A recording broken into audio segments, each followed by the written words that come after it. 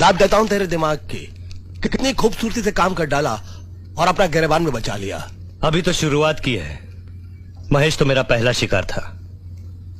मतलब दूसरा, फिर तीसरा और अब चौथा शिकार भी बाकी है।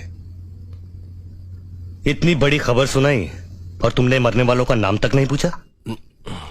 क्या नाम है? मेरा दूसरा शिकार है नानूबाई छाते वाला, तीसरा केदारनाथ और चौथा खून भी होगा। और उसका सबूत मैं तुम्हारे पास छोड़ जाऊंगा इंस्पेक्टर दुबे। मेरे पास? हाँ, तुम्हारे पास।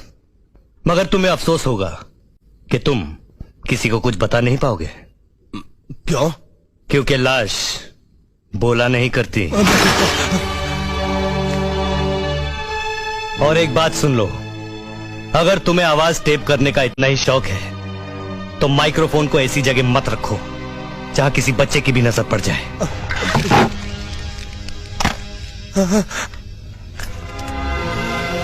कैसेट यहां है दुबे।